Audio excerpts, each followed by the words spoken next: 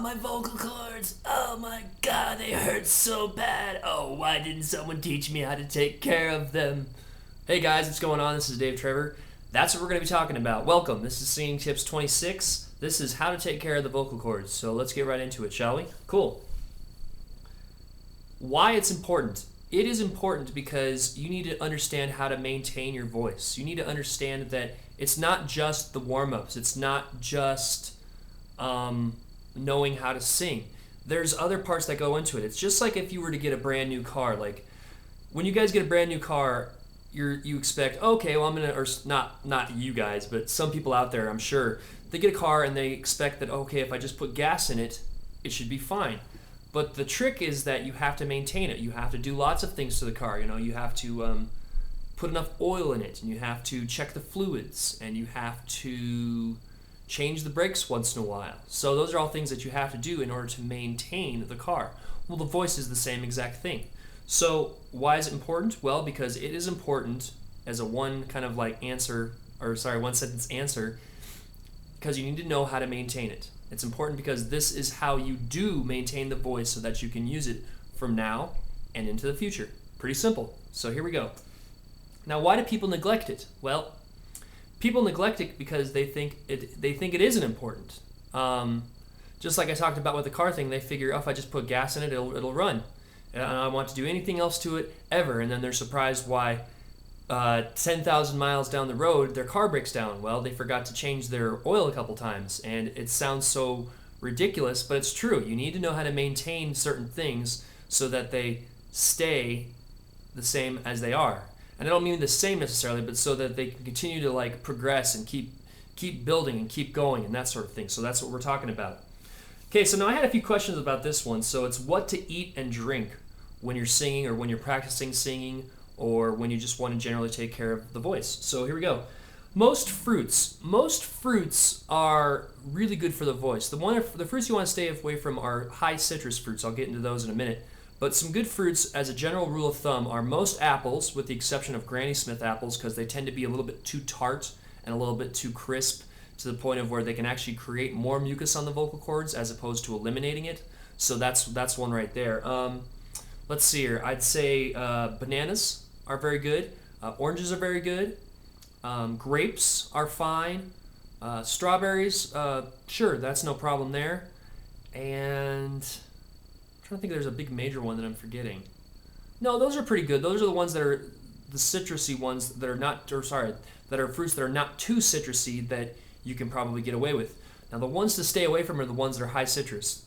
Fruits like lemons, fruits like limes, fruits like pineapple. Again, Granny Smith apples or any sort of like green apples because they're real tart and they're full of lots of citrus. And they hurt to sing with. Like you'll have these fruits and then you'll notice that your throat feels a little bit tense or a little bit like tight or like itchy. That's not what you want, especially when you're practicing singing. So those are the fruits to avoid, okay guys? Cool. Next thing is some breads. Now with bread, the thing you want to watch again is to stay away from stuff that has a lot of starch because starch, one of the main ingredients is sugar. And sugar can clog the vocal cords and that's what you want to stay away from. So some breads that are good that you can lean towards are 7-grain breads. Most wheat breads are okay.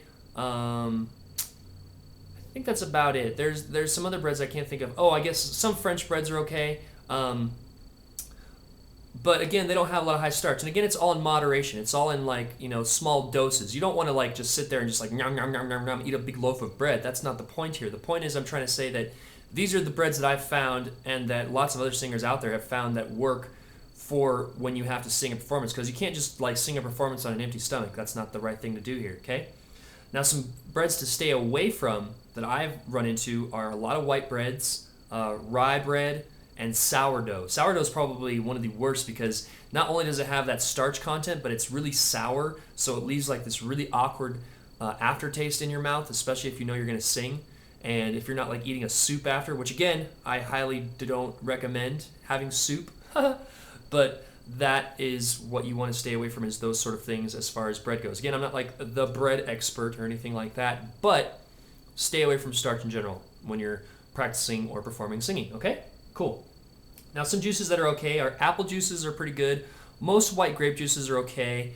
Again, then just stay away from the high fructose syrup juices or the citrusy juices, the pineapple juices, the lemonades, the limeades, the orange juices. Some orange juices are okay, but most are pretty bad. One of the really bad one to sing with, because it's got all sorts of crazy crap in it, is Sunny Delight. Stay away from that. Stay away from Hawaiian Punch. Those aren't really juices, but you get the idea, okay?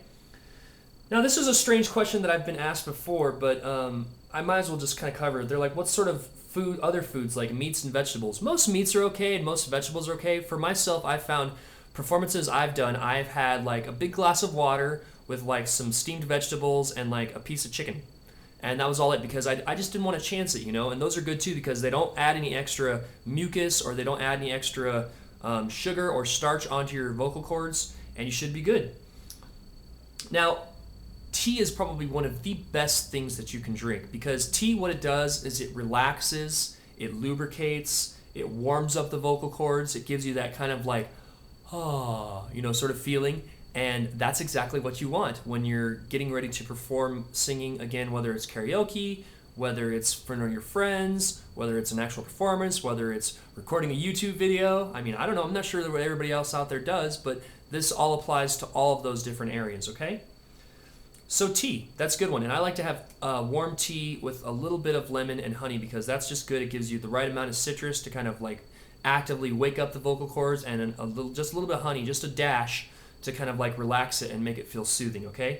Oh, and a note on tea, stay away from like sleepy time tea, because what it does is it actually makes you feel sleepier. That's its purpose. But you don't want to feel sleepy when you have to go on stage. You want to feel relaxed, but you don't want to feel sleepy. Okay, guys? Cool.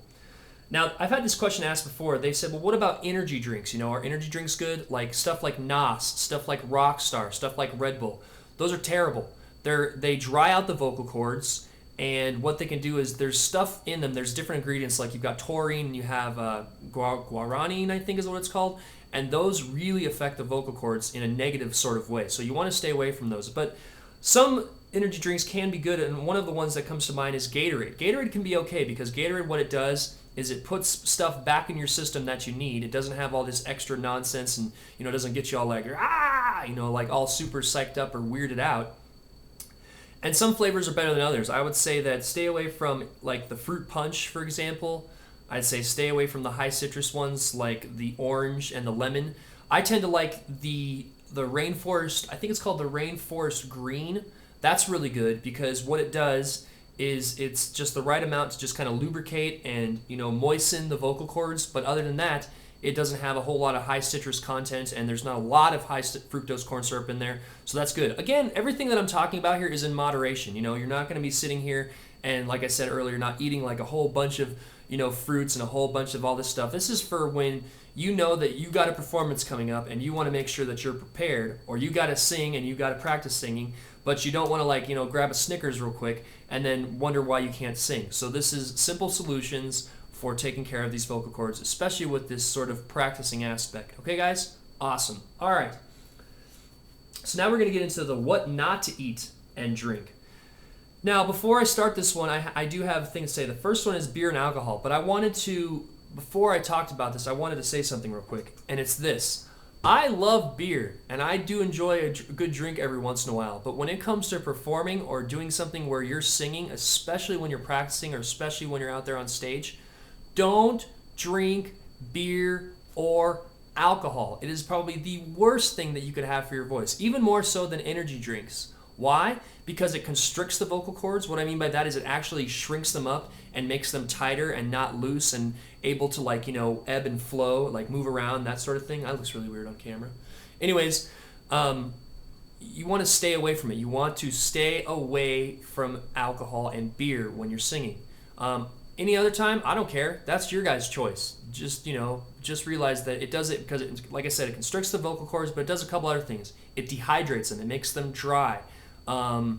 It makes them so they're tighter, like I was saying, but it also makes it so that when you're trying to sing, it cuts your range, so it makes it so you can't sing from the lowest point on your range to the highest part of your range, at least not as well. It makes it so that, it's kind of funny. There's a lot of data on beer and alcohol as far as being something that's bad for the voice. So don't just take my word for it. Go ahead, Google for yourself, and you'll find out that there's all sorts of things about this, okay, guys? So yeah, the first one to stay away from is beer and alcohol, okay? Cool. The next one is any dairy, especially milk, because milk has a lot of lactose in it. And is that called lactose? No, I'm sorry, gluten. But what gluten does is it's got lactose, excuse me, gluten and lactose, that's what I meant to say. Those two ingredients coat the vocal cords, and they coat them in a bad way, because you do want the vocal cords to be lubricated, and you want them to be loose, and you want them to be like, but you don't want them to be coated, because what happens when they get coated is you get mucus, and as you're trying to sing through mucus, it makes your voice do this, and all that sort of stuff. You know, I kind of sound like, if you guys know what I'm talking about, maybe some of my older viewers will know, like Bobcat Goldthwait. He was a comedian, but they're like, that is what I'm talking about. I know it sounds ridiculous, but the point I'm trying to make is that that's what dairy can do for the body, okay? So it's a bad thing, so don't do it. Okay. Now, anything with a lot of sugar or chocolate, those are all really bad for the voice. I don't explain why. I think you guys get it. Anything with a lot of high fructose corn syrup, again, lots of those drinks. You've got like Hawaiian Punch. You've got like Sunny Delight. You've got like all that sort of stuff. And soda. Soda's pretty bad too. Soda can dry up the vocal cords. So those are all the things of what not to eat or drink. Anecdote I had about, just to show you that I know what I'm talking about in this area, I had a voice lesson. It was the worst voice lesson I ever had when I was a sophomore in high school. I had been doing voice lessons with my teacher for about 6 months. And I came to the performance having a cheese and bean burrito and a big glass of chocolate milk, and it was the worst performance. And about 10 minutes through, he's like, well, let's cut this short because your voice isn't doing anything.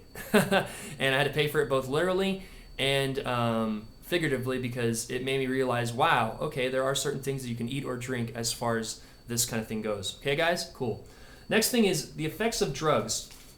So I talked about how beer and alcohol is a bad thing, but another thing is that there's also drugs and alcohol. Smoking cigarettes and marijuana. I want to talk about both of those. First one is smoking cigarettes. Smoking cigarettes, because of the nicotine, it can constrict the vocal cords, and it can actually cut it so that you have less power with your lungs, so you can use the diaphragm infrequently, and by infrequently I mean not as often as you would like to, and it cuts your range. It cuts it right down. It cuts it so that you can't sing the same notes. It gives you that gravelly aspect, but you can learn to have that gravelly aspect without smoking cigarettes. If you guys are interested in that, leave me a comment in the comment section below about that, okay?